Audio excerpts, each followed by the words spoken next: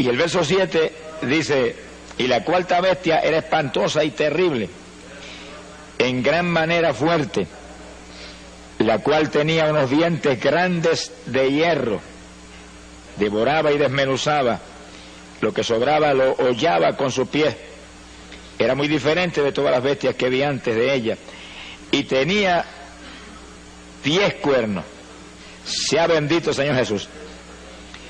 Antes de seguir adelante, vamos a aclarar, ¿verdad?, que Daniel, en esa visión nocturna, estaba teniendo una revelación de Dios, mostrándole 4 imperios mundiales que surgirían en esos días.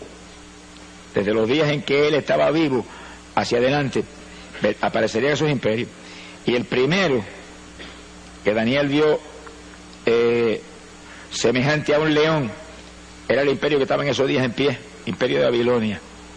Entonces Daniel estaba ahí influenciando de forma notoria continuamente. El oso era el imperio de Media Persia, que fue el que derrocó a Babilonia cuando Belsasar murió de repente. Apareció ese imperio de Media Persia entonces en escena. El leopardo, el imperio de Grecia, que quitó al de Media Persia y se instalaron ellos. Y luego la bestia espantosa y terrible, el imperio de Roma, que vino después de Grecia. Nada que, fíjense cómo describe ya en detalle, de los demás no da tantos detalles como con esto.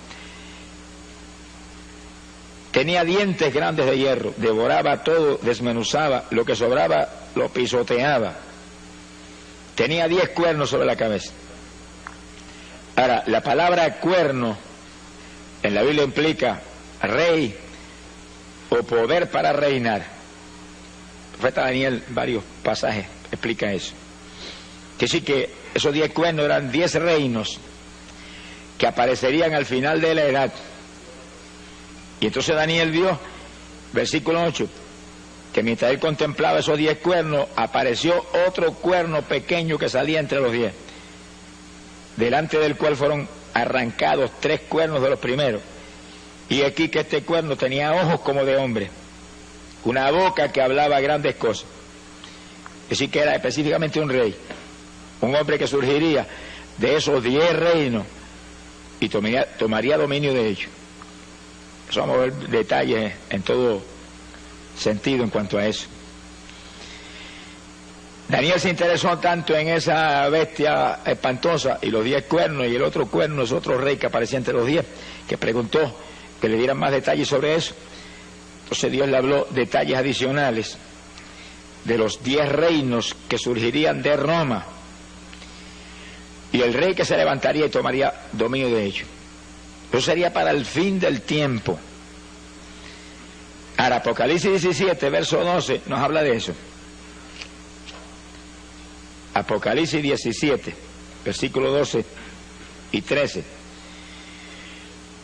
La Biblia dice: los 10 cuernos que has visto son 10 reyes.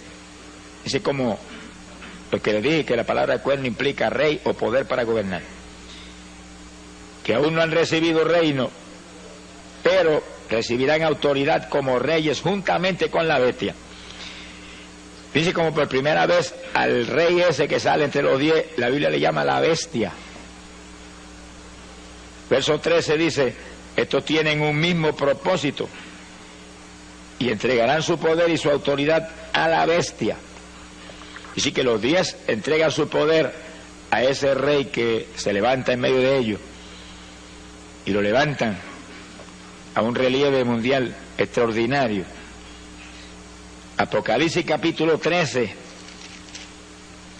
vuelve y habla de ese hombre terrible que tomará dominio de esos 10 reinos que salen del imperio que antes se llamaba Roma. Y Apocalipsis 13, verso 2, dice: el dragón le dio su poder y su trono y grande autoridad. Así que el diablo es el que está metido en el asunto y le pasa todo su poder a ese hombre. Y el verso 3, al final del versículo, dice: se maravilló toda la tierra en pos de la bestia. Y sí, que aunque él tiene 10 reinos ahí, que surgen de donde estaba antes Roma. No pierdan eso de la mente.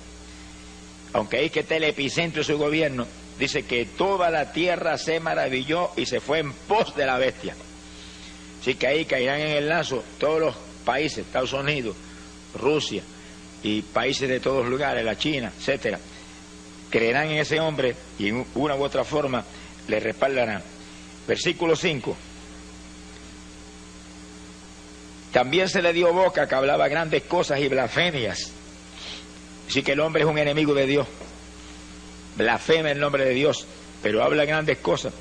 Se le dio autoridad para actuar 42 meses. Y esos son 3 años y medio exactos, conforme al calendario profético de Dios. Por 3 años y medio tendrá autoridad para actuar en la forma violenta en que él va a actuar durante su reinado. Y el verso 7 dice algo inquietante. Se le permitió hacer guerra contra los santos y vencerlos. Y sus 42 meses son la gran tribulación en toda su plenitud. Es decir, que hay de los que se queden, alabado sea Dios. Es uno de los puntos que usan los que hablan que la iglesia pasará por la gran tribulación. Para decir que la iglesia pasa por la tribulación. Porque ahí dice que el anticristo peleará contra los santos y los vencerá. Pero está hablando de los que se quedan. No está hablando de los que se van. Sea bendito, Señor Jesús. De eso veremos detalles, ¿verdad? Bíblicos, después bien claros y precisos. Pero, anticipándonos a eso, ¿verdad? Hay de los que se queden porque hará guerra contra ellos y les será dado vencerlos. ¿En qué forma los vencerá? Apocalipsis 6, versículo 9. El apóstol San Juan lo vio en visión. Dice, vi bajo el altar las almas de los que habían sido muertos por causa de la palabra de Dios y por el testimonio que tenían. Es un pasaje de la gran tribulación en todo su apogeo. Clamaban a gran voz y decían, ¿hasta cuándo, Señor santo y verdadero, nos juzgas y vengas nuestra sangre en los habitantes de la tierra? Que sí que los vencerán, sencillamente serán martirizados. Mártires. Palabra dice luego en forma clara que van a ser degollados aquí abajo por causa del testimonio de Cristo que mantienen. Pero el que no mantenga el testimonio, ese será sellado con el número de la bestia. Que dice la Biblia, ahí mismo en Apocalipsis 13, verso 18, que su número es el 666. Sea bendito el nombre de Jesucristo. Es decir, que vienen eventos de una importancia tremenda para el pueblo de Dios. Terrible. Y cuando vemos que ahora mismo todas las señales del retorno de Cristo se cumplen, esta es la época de nosotros pelear con todo para estar asegurados de volar cuando suene la trompeta. Cuando suene la trompeta, y probaremos con la Biblia eso bien claro y bien detallado en breve, cuando suene la trompeta, los creyentes firmes volarán. Ni veremos al anticristo, ni veremos gran tribulación, ni veremos nada de eso. Pero no lo crea hasta que no se lo probemos con la Biblia. Alabe lo que él vive. Bendito el Señor Jesucristo. Para Daniel capítulo 8, verso 24, vuelve y habla de este hombre que le llama la bestia. El libro de Apocalipsis. Daniel capítulo 8, versículo 24, 23 en adelante.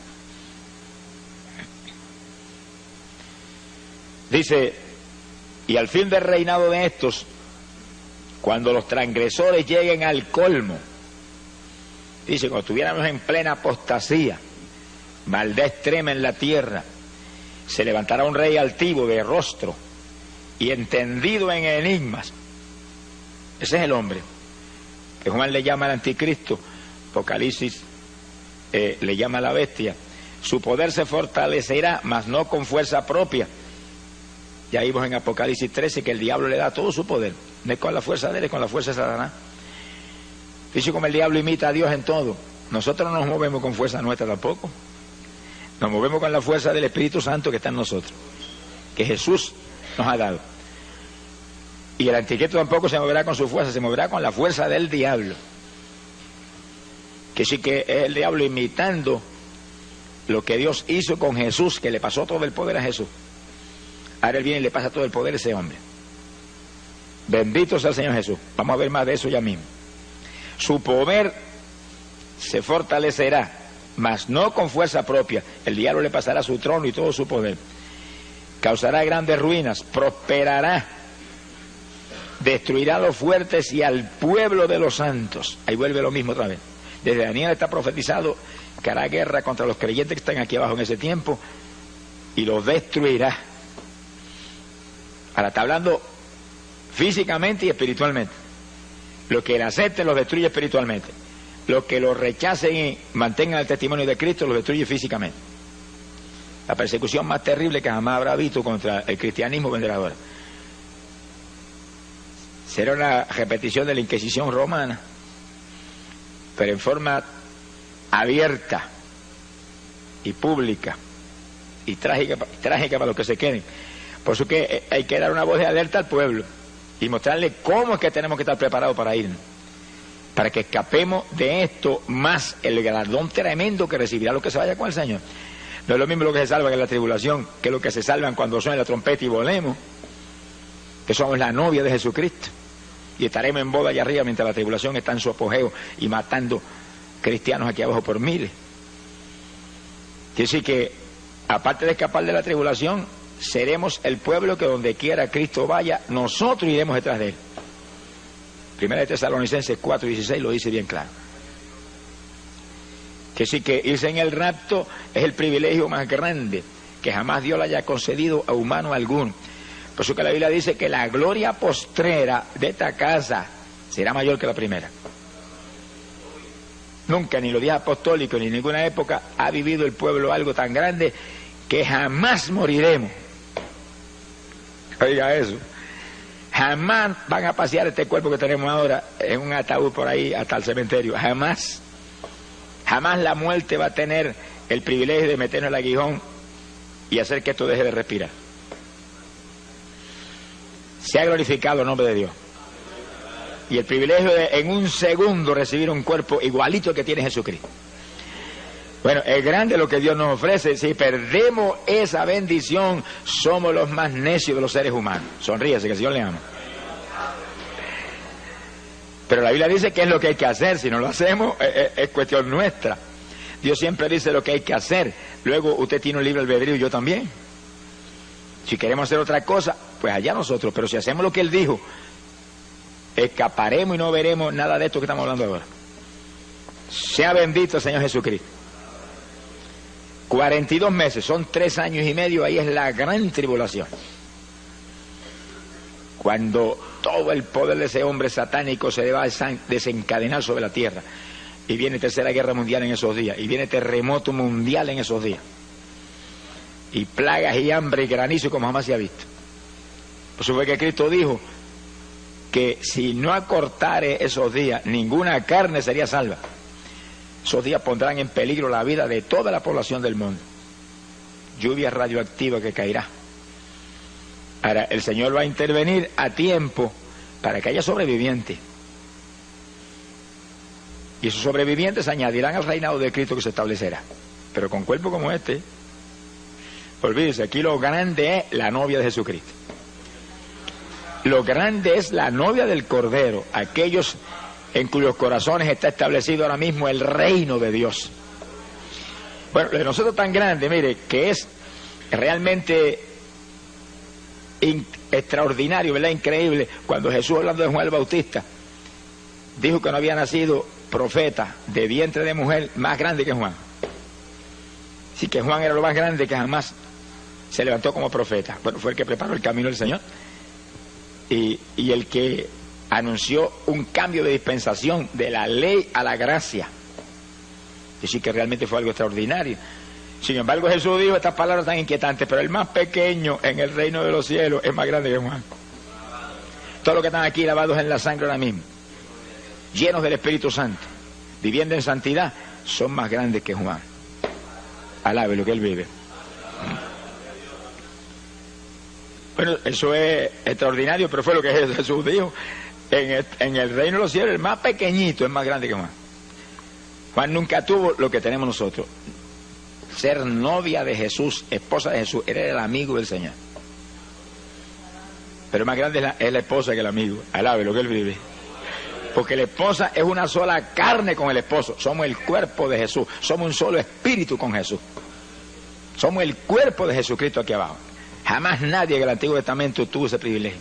Nadie de la edad apostólica para acá es que tenemos esa maravilla. Y sin embargo, ¿cuántos se lo dejan robar del diablo? ¿Cuántos evangélicos usted ve que ahí andando ahí, arrastrándose ahí? En una vida cristiana superficial. ¿Cuántos que predicaban, ministraban, se fueron atrás? Están ahí hechos un escombro. Qué terrible. Cuando tenemos algo tan grande, ¿por qué luchar? Y usted ve la gente inconversa cómo se matan por conseguir una profesión encomiable, ser un gran profesor de universidad, o un gran arquitecto, o un doctor en medicina, y se revientan años estudiando y se amanecen por las noches. Y nosotros, ¿cuánto más debemos hacer nosotros por ser esposa de Jesús por la eternidad? Con un cuerpo igualito al de Él, igualitos a Él, seremos semejantes a Él cuando suene la trompeta. ¿Cuánto más debemos luchar? Sin embargo, tengo casos evangélicos hoy que si van a la iglesia el domingo por la mañana es mucho. Y otros que cuando se le antoja se ponen de pie y se van y sin acabarse el culto siguen andando. Ninguno de esos indisciplinados entrará, hermano. Sea bendito el Señor Jesucristo. Esto es un ejército. Y esto es un ejército en el cual tiene que haber disciplina mayor que ningún ejército de la tierra, porque este es el ejército de Jesucristo. Este es el ejército que va a acabar con la Tercera Guerra Mundial y va a establecer un reino de paz aquí abajo.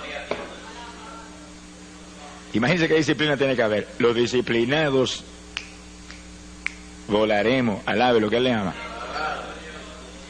Hay poder en Jesucristo.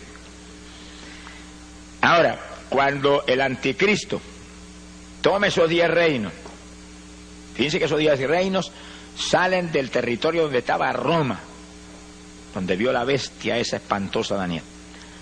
De ahí sale esos 10 reinos, ahí se establecerán y ahí los tomará el anticristo.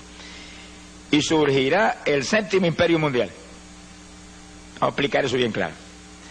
Daniel vio 4 imperios mundiales: Babilonia, Media Persia, Grecia y Roma, 4. Pero antes de esos 4 había habido 2: Egipto y Asiria. Egipto, donde estuvo José, y el que después esclavizó a los hijos de Israel, y Asiria, el que se llevó cautivo a los hijos de Israel por su desobediencia, y Dios permitió que se los llevaran en cautiverio. Que sí que hasta Roma ha habido 6 imperios mundiales. Tiene que levantarse un 7º, porque en el 7 que Dios termina sus obras. El 7 es el número de plenitud. El 7 es el número donde Dios termina sus obras. Y ese 7º imperio mundial está a punto de establecerse. Y si estamos bien en los últimos días, y si Cristo está a punto de levantar su iglesia, eso tiene que estar prácticamente hecho ahora. Si no, ¿cuándo es que va a levantar el Señor su iglesia? Por eso que no hablamos con teoría, tenemos que hablar con pruebas bíblicas ahí, claras, precisas. ¿Qué territorio ahora mismo es el que ocupó Roma en aquellos días de los Césares y de su imperio terrible? Lo que hoy en día llamamos la Europa occidental es el territorio geográficamente hablando que ocupó Roma. Que sí que en la Europa occidental tiene que haber sucedido algo grandísimo, tremendo, increíble, que ha preparado el escenario para que el anticristo aparezca y tome los 10 reinos de que habla Daniel ahí y establezca ese 7º imperio mundial. Mundial, porque todo el mundo seguirá en pos de él. Directa o indirectamente todo el mundo apoyará al hombre, todas las naciones, y habrá unidad y habrá prosperidad, y con engaño prosperará todo. Y todo el mundo tendrá los ojos puestos en ese hombre. Las Naciones Unidas lo han dicho, que están esperando un hombre, que ningún comité lo puede hacer, han probado comités de todo tipo. Un hombre que tenga tal sabiduría, tal poder persuasivo, que pueda convencer a las naciones y traer paz, impedir la Tercera Guerra Mundial, levantar la economía del mundo. El hombre está ahí esperando el momento para él tomar los 10 reinos y aparecer en escena. Que sí que en la Europa occidental tiene que estar preparado el escenario para eso, porque ese es el territorio que ocupaba Roma, y ahí que dice Daniel que aparecerá 10 cuernos sobre la bestia romana. Entonces, al ver lo que ha pasado en la Europa Occidental, nos quedamos atónitos. Porque cuando terminó la Segunda Guerra Mundial, década del 40, las naciones de Europa quedaron todas arruinadas económicamente. Francia, Inglaterra, esos estaban arruinados después de esa guerra. Entonces, en el 1957, se unieron 6 de esos países de la Europa Occidental, 6. Y en un tratado que se llamó el Tratado de Roma, quedaron unidas las economías de los 6 países tratando de levantarse y superar la tragedia en que habían estado viviendo económicamente hablando. Y ahí se unieron Francia, Italia, Alemania Occidental, Holanda, Bélgica y Luxemburgo. 1957, y le llamaron el Tratado de Roma a esa unidad. Fíjese que lo que Daniel dice, que ese imperio surge de Roma. Pues le pusieron el nombre por si acaso alguna duda. Bendito el nombre de Jesús. Ahora, en 1971, nunca olvido que yo predicaba campaña en Chicago. Y una noche prediqué sobre este tema, y al otro día apareció en los periódicos en letras grandes: Inglaterra se une al mercado común europeo, 7º país que se unía.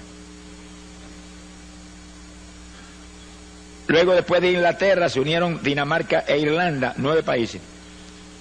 Y años más tarde se unió Grecia, los 10 países. Pero cuando yo llegué ahora a Europa a predicar, se acaban de unir España y Portugal. Aquí sí que hay 12. Eso te muestra a ti que 2 tendrán que salir. Porque el anticristo va a tomar 10 reinos, no son 12. La Biblia no puede fallar ni por un ápice, porque es matemáticamente precisa. 2 saldrán. Y realmente fue extraordinario ver hace apenas unos días o unas semanas, que salió una proclama de las naciones del mercado común europeo, que es como le llaman a esa unidad, que estaban muy decididos a sacar 2 naciones fuera, porque la economía del mercado no estaba a lo alta que ellos creen que debe estar. Pero ahora mismo, en eso que están unidos, hay más de 330 millones de personas unidos, como si fueran prácticamente un solo pueblo. Pronto, dicen ellos, que van a quitar las fronteras, y entonces una persona pasará de un país a otro sin enseñar ni papeles ni nada, porque no va a haber frontera. Serán un solo imperio, un solo reino, y pondrán un sistema monetario común. Entonces eso está ahí ya determinado. Quiere decir que ese es el imperio del anticristo, donde está Francia, Inglaterra, Alemania, todos esos países ahí, sin saber lo que les viene para encima. ¿Y en manos de quién van a caer? Y un país como España, que le da la espalda al Evangelio, y que ahora mismo hay como 40 millones de personas, y no sé cuál sería el número preciso, ¿verdad? Pero no hay probablemente ni 100.000 creyentes en 40 millones de personas.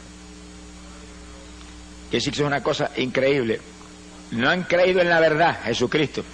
Les será dado creer en la mentira. Eso es lo que dice la Biblia. Cuando venga el anticristo, lo agarrarán como el Mesías que viene del diablo. Sea bendito el nombre de Jesús. Que sí que el ambiente está preparado, solamente que el hombre venga y agarre los 10 reinos y establezca ese gobierno, y entonces sus actuaciones, su sabiduría, su sagacidad, todos sus movimientos convencerán a las naciones que ese es el hombre que hay que ayudar y apoyar y seguir para que haya paz y se acabe la inflación y se acaben todas las tragedias que enfrentan las naciones hoy en día. Bendito el nombre de Jesucristo. Ahora, viendo nosotros un cumplimiento profético tan terrible como es ante nuestros ojos, ¿cuál tiene que ser la reacción nuestra? Bueno, lo que dijo el profeta Jeremías, que son palabras que quedaron escritas ahí y están en pie hoy para la iglesia del Señor como nunca antes. Jeremías capítulo 6, verso 16. Dijo: paraos en los caminos y mirad. Hay muchos caminos aquí abajo, muchas rutas, muchos senderos. Hay que pararse y mirar para todos lados, aquel, el otro. Y preguntad por la senda antigua. ¿Cuál es el buen camino? Y seguidlo, y hallaréis reposo para vuestras almas. Que sí, que en la época de decidirse, toda la humanidad tiene que pararse, detenerse un momentito de todas sus inquietudes y sus preocupaciones terrenales y materiales y preguntar cuál es la senda antigua, cuál es el buen camino, cuál es el único camino. Y cuando le digan el único camino es Cristo Jesús, sígalo, alabado sea Dios. Pues aquí no es que yo lo recomiende ni que yo crea que ese es, no, es que él mismo lo dijo, Juan 14:6, yo soy el camino. Un camino. Esas palabras quedaron metidas en el corazón de los cristianos apostólicos, hasta el punto que le llamaban los del camino.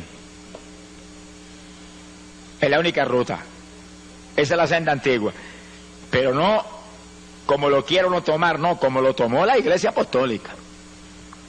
Un camino saturado de amor hacia los demás hermanos, de unidad entre el pueblo de Dios, un camino saturado de poder, un camino saturado de santidad, un camino saturado de oración, un camino saturado de ayuno. La Iglesia apostólica no hacía nada sino era con oración y ayuno. Léalo en Hechos capítulo 13, cuando fueron a mandar a Bernabé y a Pablo, estaban todos en ayuno clamando hasta que el Espíritu habló y dijo, estos dos son los que he separado para esta hora. Esa es la senda antigua, hay que volver a esa senda. Cuando el Pentecostés empezó en Puerto Rico, empezó en esa senda. Y los primeros pentecostales aquí tenían una fe sobrenatural, dependían de Dios para todo. Se enfermaba la vaca, oraban a la vaca y se sanaba la vaca. Se ha glorificado el nombre de Dios. Vigilaban continuamente, oraban y ayunaban, había santidad a toda profundidad. Era todo el mundo lleno del Espíritu Santo. Hoy en día eso ha descendido no se sabe cuántos metros espirituales. Y diga ese pentecostal que usted va y no sabe si es pentecostal o qué es. Porque de mirar por fuera, ya uno sabe que algo raro ha pasado, algo rarísimo ha pasado. Alabado sea Dios. Pero el llamado es, vuelve a las primeras obras, vuelve al primer amor. No te apartes del primer amor, porque si te apartas del primer amor, dice la Biblia, estás caído. Hay que arrepentirse y volver a las primeras obras. Jesús no ha cambiado. Si Él no ha cambiado, la iglesia no puede haber cambiado tampoco. Si Él no ha cambiado, el Espíritu Santo no ha cambiado, que es su emisario grande aquí abajo. Nada ha cambiado, lo que ha cambiado son la gente. Las denominaciones, las religiones, son las que han cambiado, se han modernizado, han dañado el Evangelio. Alabado sea Dios. Pero nosotros, hermanos, hagámonos más primitivos cada día, aunque nos digan ridículos, aunque nos digan fanáticos, aunque les digan lo que les dé la gana. Pero ese pueblo fanático, ridículo, lleno del poder de Dios, es el pueblo que se va con el Señor cuando suena la trompeta. ¡Alabado sea Dios! Esa es la novia de Jesús. No me diga a mí que cristianos mundanos se van cuando el Señor dice en su palabra que no podemos establecer yugos desiguales. Y Él va a establecer yugos desiguales. Él que es espiritual y santo, con creyentes mundanos saturados de cuanta basura hay aquí abajo. Ni en sueño. No son parte del cuerpo. Bendito sea Dios. Tenemos que ser como Él. La Biblia lo dice, los discípulos serían semejantes a Él. Él lo dijo, ser santo porque yo soy santo. Y luego dijo algo más, que es una inquietud terrible, ser perfecto como mi Padre Celestial es perfecto. ¿Será posible eso? Bueno, si Él lo dijo, tiene que ser posible, porque no me diga que Jesús nos va a imponer una carga que sea imposible. Es posible. Lo que pasa es que hay que vivir como vivió Él. Hay que vivir como vivió Él, en comunión con el Padre, dispuesto a hacer la voluntad de Dios, me guste o no me guste. Y una vida de profunda oración. Hay poder en Jesucristo. Esta es la época decisiva, cuando tenemos que decidirnos, porque son dos los que vienen. Alabe lo que Él vive. Uno de arriba del cielo y otro de abajo de las tinieblas. Daniel dice, Apocalipsis 13, que vio una bestia que salía del mar, de abajo de lo profundo. Viene ese diablo terrible que entrará en este hombre, en el anticristo, y lo volverá a la bestia. Quiere decir que todo el poder de Satanás se mete en ese hombre.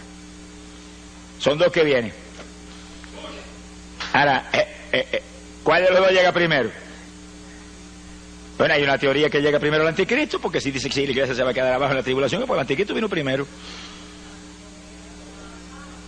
Uno de los dos tiene que llegar primero, no vaya a decir que van a llegar ahí cabeza a cabeza, no. El de nosotros es mucho más rápido, no va a correr, no le va a permitir que llegue. Llega antes a rescatar su noviecita de lo que viene. Alabado sea Dios. Pero no me lo crea hasta que no se lo pruebe con la Biblia hasta la saciedad. Alabe lo que Él le ama. Sea bendito el Señor Jesucristo. Quiero decir que ahí estamos. El reto de nosotros ahora es entrar en el cumplimiento pleno de la palabra. Guardar la palabra a toda plenitud. La promesa del Señor para los creyentes que se quieren ir es: los que guarden la palabra de mi paciencia, esos libraré. Apocalipsis 3:10. Ese es el reto, ese es el llamado. Usted y yo tenemos que esforzarnos como nunca antes, pero el tiempo es breve, el tiempo es corto. Estamos bien en la recta final, estamos a punto de volar para el cielo con el Señor. Gloria al nombre de Jesucristo. Ahora, entrando ahora en un punto muy importante y decisivo para lo que hemos estado hablando. Cuando el anticristo aparezca en escena, la Biblia dice que se le va a sentar en el templo a los judíos. Dice que los judíos van a construir un templo que no está construido todavía. Eso en meses lo pueden construir. Pero cuando llegó la década del 60 y se movió hacia adelante, ni siquiera Jerusalén estaba en manos de los judíos. 20 años atrás. 20 años atrás Jerusalén no estaba en manos de los judíos. Pero en el 67 la tomaron en una guerra de 6 días. Se tenía que mover rápido, papá, porque se le acababa el tiempo.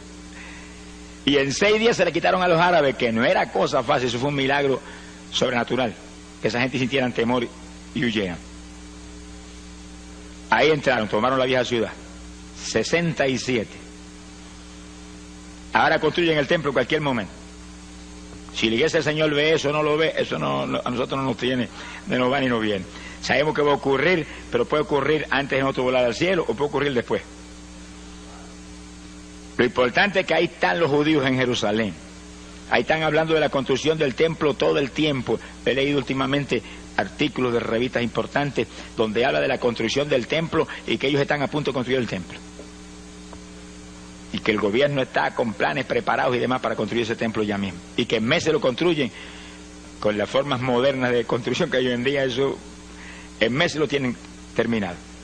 A ellos van a restaurar toda la adoración que había en el Antiguo Testamento, con sacrificio de animales y lugar santo y lugar santísimo y todo eso, ignorando que ya el Mesías vino y una nueva dispensación está en pie y ya no estamos bajo la ley sino bajo la gracia, y que la ley se cumple ahora no en la gente carnal sino en los que andamos conforme al Espíritu. Pero ellos entrarán en ese asunto. Y entonces lo importante de esta cuestión es que el anticristo se le va a subir en ese templo y va a violar todo lo que se hace en el templo y se va a ostentar como Dios ahí. ¿Dónde está eso en la Biblia? Segunda de Tesalonicenses, capítulo 2, verso 3 en adelante. Y esto sí que es importante para nosotros, porque esta es la base de la doctrina de que la iglesia pasa por la tribulación, con una equivocación infantil. Mire lo que Pablo profetizó: nadie os engañe de ninguna manera, porque no vendrá, está hablando de la venida del Señor, no vendrá el Señor sin que antes venga la apostasía y se manifieste el hombre de pecado, el hijo de perdición. Ese es el anticristo. Ahí es que te dicen a ti: ah, no, pasamos por la tribulación porque el Señor no puede venir hasta que no se manifieste el anticristo. Pero ahí no está hablando del rapto, está hablando de la segunda venida de Cristo. Vamos a probarlo más abajo según leamos los versículos. Está hablando de la segunda venida de Cristo, donde el Señor viene con su iglesia y acaba con la tercera guerra mundial y establece un reino de paz. Por supuesto, el anticristo tiene que venir antes que eso, porque él viene y va a destruir al anticristo y lo va a echar de cabeza al lago de fuego y azufre. Ahora, fíjese el resto: el cual se opone y se levanta contra todo lo que se llama Dios. Ahí está en toda la tribulación, los últimos 3 años y medio, últimos 42 meses, oponiéndose a todo lo que se llama Dios, o es objeto de culto. Hay de los que rindan culto al Señor en esos días. Tanto que se sienta en el templo de Dios como Dios, haciéndose pasar por Dios. Ahí le suspende los ritos a los judíos, se les sienta en el templo y dice: aquí soy yo Dios, y se ostenta como Dios y se forma el escándalo grande que lanza a la tierra a la gran tribulación. El gran pacificador se declara ahora como lo que es la bestia, Satanás encarnado.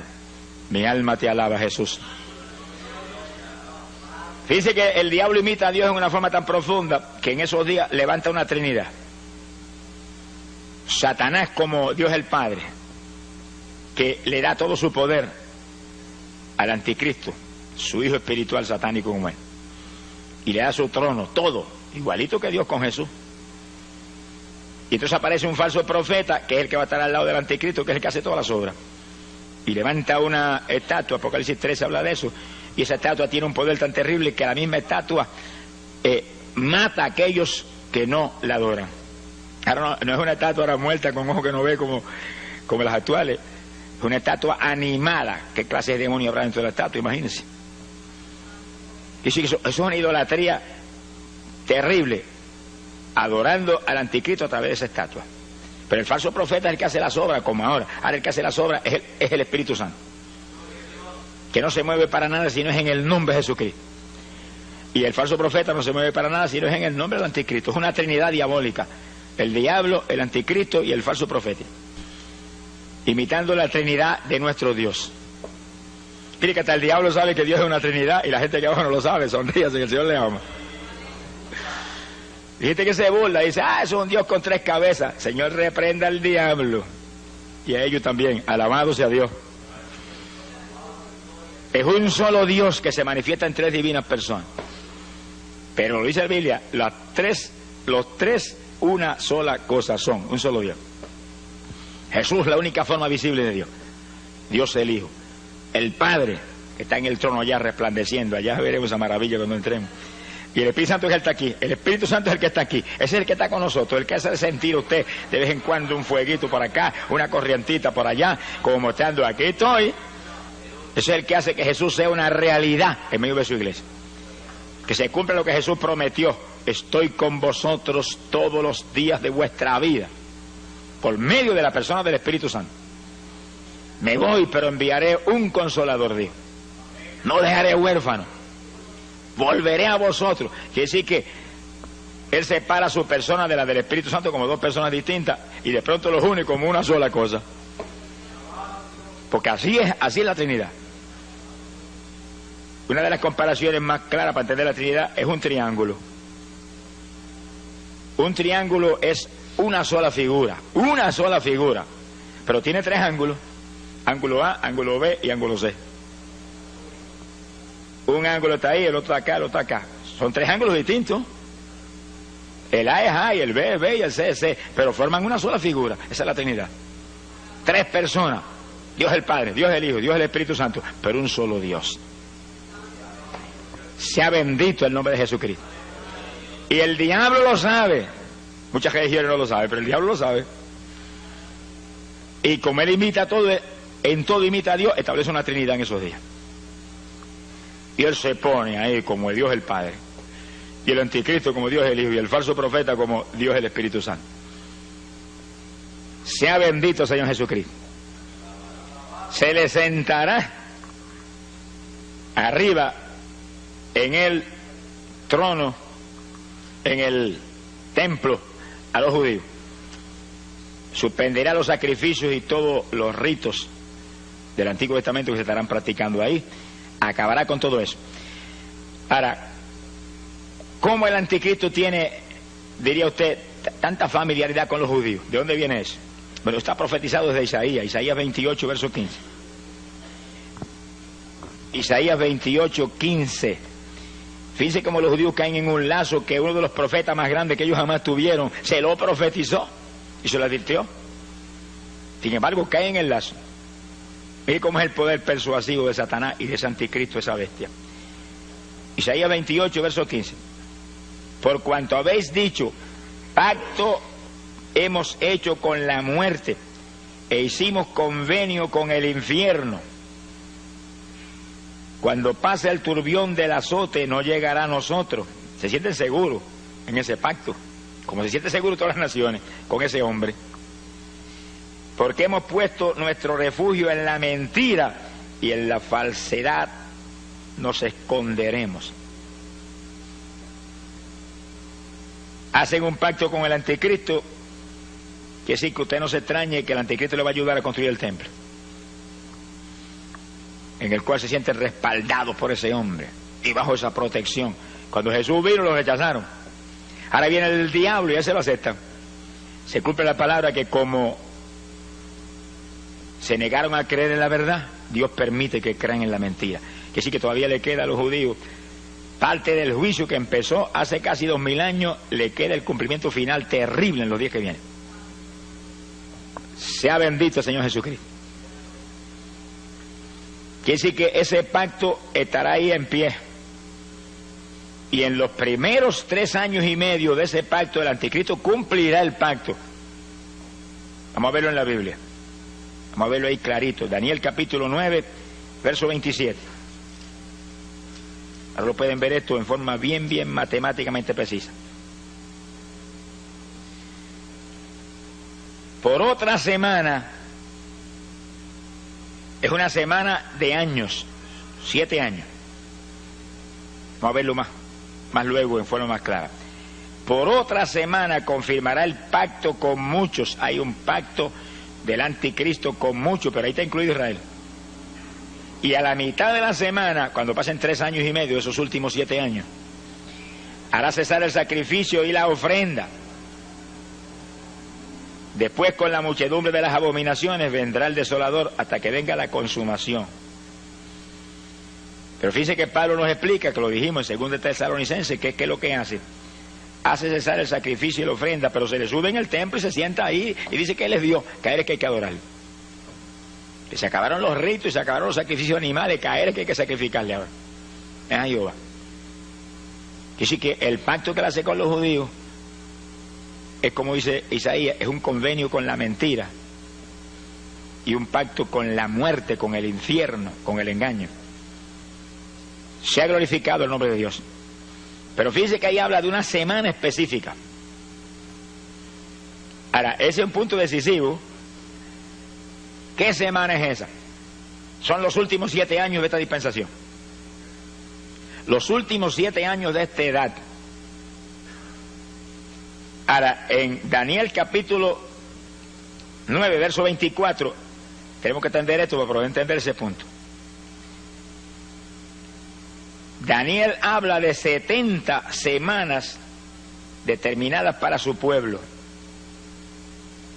Esos son 490 años, son 70 semanas de años. Multiplique 70 por 7 y son 490 años. De esos 490 años, desde que restauraron a Jerusalén, reconstruyó Esdras a Jerusalén hasta la muerte de Cristo en la cruz, pasaron 69 de esas semanas, 483 años. Quedaron 7 fuera. ¿Cuándo esos 7 aparecerían? Ahí lo dice en el versículo 27. Una última semana en la cual confirmará el anticristo el pacto con muchos, pero a mitad de esos 7 años se sube en el templo y hace cesar el sacrificio y la ofrenda. Y sí que queda de las 70 semanas que dijo Daniel que serían para Israel, queda una. Esa es la última semana, últimos 7 años de esta dispensación. Ahora fíjense en esto, que es lo importante que es esto para nosotros. Si en esos últimos 7 años de esta edad es cuando el anticristo aparece, y a mitad de los 7 años se le sube en el templo a los judíos, eso es atención de Dios para Israel, porque aquí lo dice, 70 semanas determinadas para tu pueblo. ¿Cuál es el pueblo de Daniel? ¿Eso no somos nosotros? Si en esos últimos 7 años es atención de Dios para Israel, ¿dónde está la novia de Jesús? De boda, alabe lo que él vive, de boda. Y la Biblia dice que las bodas no son aquí abajo, porque la 19 dice que las bodas son en el cielo. Y sí, por eso tenemos una seguridad absoluta de que cuando el anticristo aparezca, no estamos aquí, porque ahí comienzan los últimos 7 años. Ya hemos volado y nos fuimos. La atención de Dios ahora es totalmente, exclusivamente para la novia de su Hijo, la iglesia. ¿Y qué dice la Biblia? En los últimos días derramaré mi espíritu sobre toda carne. Mire cómo es la atención de Dios ahora. Derramamiento del Espíritu para que nuestros hijos y nuestras hijas profeticen, nuestros jóvenes tengan visiones, los viejitos tengan sueños, y siervos y siervas, unción nueva del Espíritu para profetizar. Profecías, sueños, visiones, ¿sobre qué? Sobre los últimos días. Cristo viene, está a punto el Señor de venir. Mira, están cumplidas las señales, todo esto está hecho ya. Y todos los detalles ahí, nosotros hablando de eso. No hay otra conversación ahora nada más que esa. La venida del Señor, la venida del Señor. Está a punto el Señor de levantar su pueblo. Y cuando volvemos nosotros para arriba, entonces la atención de Dios volverá otra vez sobre Israel.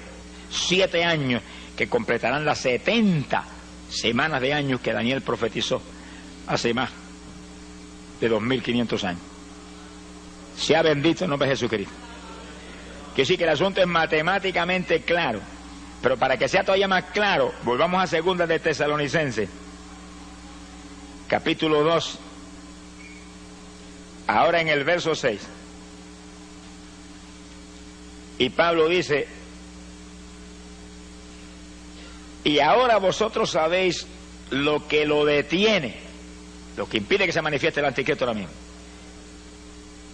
a fin de que a su debido tiempo se manifieste, porque ya está en acción el ministerio de la iniquidad, solo que hay quien al presente lo detiene. Alguien ahora mismo impide que él se manifieste y aparezca ahí, tome esos 10 reinos y comience, resurja el séptimo imperio mundial. Fíjense que el séptimo imperio mundial es un resurgimiento de Roma, una resurrección del viejo imperio romano. Son los 10 cuernos que estaban sobre la bestia, que es el séptimo imperio mundial, que es Roma.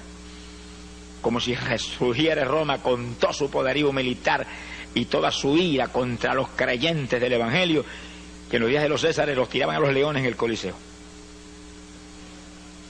Ahora los van a degollar. Mi alma te alaba, Jesús. Verso 7. Porque ya está en acción el misterio de la iniquidad, solo que hay quien al presente lo detiene, hasta que él a su vez se ha quitado de en medio. Ese que lo detiene ahora va a ser quitado. Y entonces, verso 8, se manifestará el inicuo. Hasta que no se ha quitado el que impide ahora, no se puede manifestar. Y si cuando suene la trompeta y arrebatados en nubes volemos hacia el aire al encuentro del Señor, ahí el anticristo se sonreirá y dirá: ahora yo puedo aparecer. Ahora voy yo, ahora soy yo el principal personaje en la tierra. ¿Y por qué no se puede manifestar mientras la iglesia del Señor está aquí abajo? Porque la iglesia del Señor, y yo no estoy hablando de todos los evangélicos que existen hoy en día, porque eso no es. Estoy hablando del cuerpo de Jesucristo, hombres y mujeres que forman el cuerpo de Jesús, porque son hombres y mujeres santos, limpios, llenos del Espíritu Santo, llenos de la fe del Señor, que se mueven ahí, andando no por vista, sino por fe, creyendo la verdad total de la palabra y viviéndola, y dando testimonio a la humanidad, y que sus vidas ya no es yo, sino Él. Y que el único incentivo de estar aquí abajo, porque somos de arriba, es llevar luz a los perdidos. Esa es la iglesia del Señor. Los demás no están pegados al cuerpo de Cristo ni con saliva. Sonríese, que el Señor les ama. Están convencidos, pero aquí no es cuestión de convencerse, aquí es cuestión de convertirse, desde la mollera de la cabeza hasta la planta de los pies, desde las uñitas hasta el pelo, por dentro y por fuera. Alabe lo que Él le ama. ¡Ay, Sahaya, Sójaba! Si el anticristo se manifiesta ahora, mientras la iglesia del Señor está aquí, la iglesia del Señor tiene promesas de Jesús, os he dado poder contra todo poder del enemigo. Pisarán serpientes y escorpiones, no os dañarán. En mi nombre echarán fuera demonios. Y dijo: y los discípulos serán semejantes a mí, harán mis obras y aún mayores. Se aparece el anticristo, ahora le caemos como el que apaga fuego encima. Lo único que va a poder hacer es taparse, cubrirse, porque los golpes lo van a abrumar. Quiere decir que no puede aparecer. El diablo no lo va a manifestar. Ahora el diablo sabe que si lo manifiesta ahora sería un fracaso para él, no va a hacer eso. Está esperando que lo que impide se ha quitado del medio. Y cuando seamos quitados del medio, para arriba. ¿Quitados en qué dirección? Para arriba. ¿Quitados en qué forma? Arrebatados en nubes hacia el aire, al encuentro del Señor. ¿Quitados en qué forma? En un segundo, en un abrir de ojos.